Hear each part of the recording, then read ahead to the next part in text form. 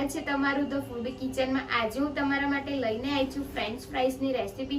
મસાલાવાળી French fries બનાવવાના છીએ આપણે, એકદમ બહાર જેવી બનાવવાના છે। તો વિડીયોને લાસ્ટ સુધી જોજો। જો ચેનલને સબસ્ક્રાઇબ ના કરી હોય તો ચેનલને સબસ્ક્રાઇબ કરી દેજો। તો ચાલો આપણે વિડીયો શરૂ કરીએ। ફ્રેન્ચ ફ્રાઈઝ બનાવવા માટે આપણે બટેકા લીધેલા છે, 3 નંગ જેટલા મેં બટેકા લીધેલા છે। આ આપણે મરીનો મસાલો લીધેલો છે ભૂકો કરીને। આ આપણે મેંદાનો લોટ લીધેલો છે અડધી ચમચી જેટલો, ચોખાનો લોટ લીધેલો છે અડધી ચમચી જેટલો, અને મકાઈનો લોટ લીધેલો છે 1 ચમચી જેટલો। અને બીજી વસ્તુ જે છે હું તમને આગળ વિડીયોમાં જણાવતી રહીશ। તો ચાલો આપણે શરૂ કરીએ। તો સૌથી પહેલા આપણે બટેકાને છોલી લીધું છે અને આપણે આવી રીતના કટ કરી દઈશું। અને હવે એક જ સાઈઝના આપણે કટ કરવાના છે।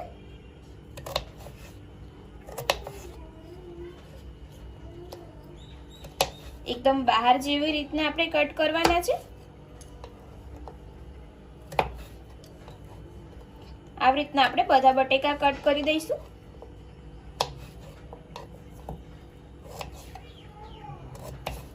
हवे आ बटेकाने आपणे धोई लईशुं।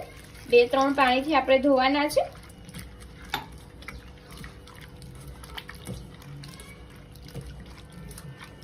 हवे आपणे बीजुं पाणीथी धोईशुं। 2 થી 3 પાણીમાં મેં ધોઈ નાખ્યા છે બટેકા। હવે આપણે 1 ચમચી જેટલું આપણે મીઠું એડ કરીશું અને ફરીથી પાણી નાખીને ધોઈ લઈશું છેલ્લી વાર।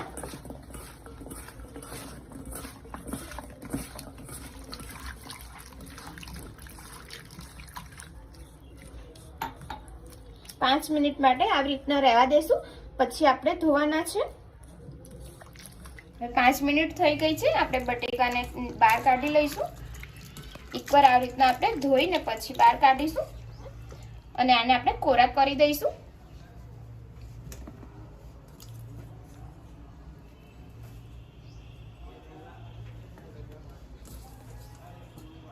આને કોરા કરી દઈશું। હવે આપણે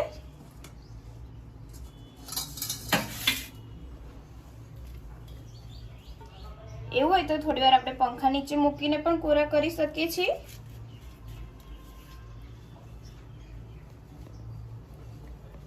તો સૌથી પહેલા આપણે જે મરી પાવડર લીધેલો છે તે એડ કરીશું। હવે આપણે મકાઈનો લોટ એડ કરી દઈશું।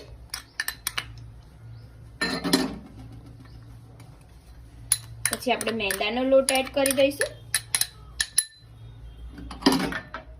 પછી આપણે ચોખાનો લોટ એડ કરી દઈશું। હવે આપણે છેલ્લે સહેજ મીઠું એડ કરી દઈશું। સહેજ જ એડ કરવાનું છે કેમ કે આપણે ધોયા ત્યારે મીઠું એડ કર્યું હતું અને પલાળી રાખ્યા હતા મીઠામાં, એટલા માટે। હવે આપણે થોડું લાલ મરચું એડ કરી દઈશું।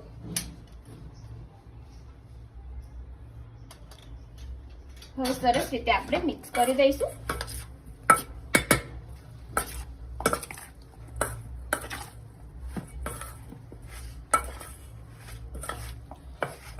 एकदम सरस रीते मिक्स થઈ જાય ને ત્યાં સુધી આપણે મિક્સ કરતા રહીશું। એને એવું લાગે તો હાથેથી મિક્સ કરી દઈશું। હાથેથી મિક્સ કરશું તો સરસ રીતે મિક્સ થઈ જશે એટલા માટે। અને આપણી ફ્રેન્ચ ફ્રાઈઝ પણ એકદમ ક્રિસ્પી બને। સરસ રીતે આપણે મિક્સ કરી દીધું છે। હવે આપણે આને તળી લઈશું। તળવા માટે મેં તેલ ગરમ થવા મૂકેલું છે। તેલ ગરમ થાય એટલે આપણે તળી લઈશું। આપણે ચેક કરી લઈશું તેલને કે ગરમ થયું છે કે નહીં। તેલ ગરમ થવા આવ્યું છે। સરસ રીતે આપણું તેલ ગરમ થઈ ગયું છે। હવે આપણે આ અંદર નાખી દઈશું।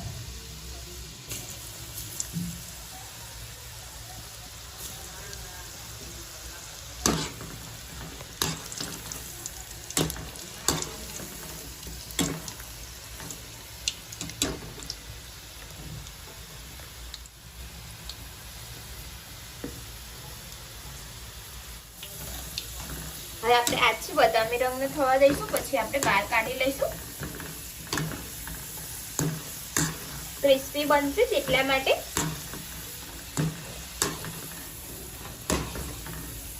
એકદમ સરસ કલર આવી ગયો છે, તમે જોઈ શકો છો। હવે આપણે બહાર કાઢી લઈશું ડીશમાં।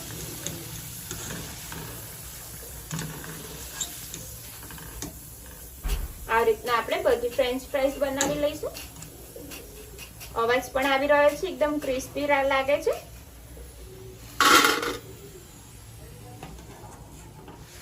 આ રીતના આપણે બધી ફ્રેન્ચ ફ્રાઈઝ તળી લઈશું।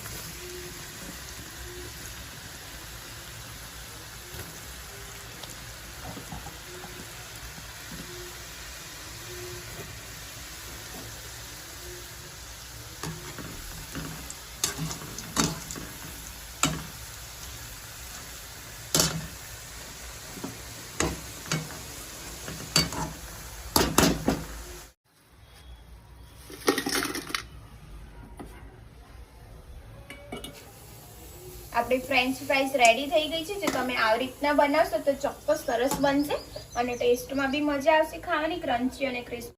ફ્રેન્ડ્સ, આપણી ફ્રેન્ચ ફ્રાઈઝ રેડી થઈ ગઈ છે અને સોસ સાથે ખાશો તો બહુ મજા આવશે। તમે જોઈ શકો છો એકદમ સરસ બની છે આપણી ફ્રેન્ચ ફ્રાઈઝ, ખાવામાં પણ મજા આવશે તેવી બની છે, ક્રિસ્પી અને ક્રન્ચી બની છે। તો તમે ઘરે જરૂરથી ટ્રાય કરજો અને જો તમને મારી આજની રેસીપી પસંદ આવી હોય તો વિડીયોને લાઇક કરજો, શેર કરજો, કમેન્ટ કરજો અને મારી ચેનલને સબસ્ક્રાઇબ કરવાનું ના ભૂલતા।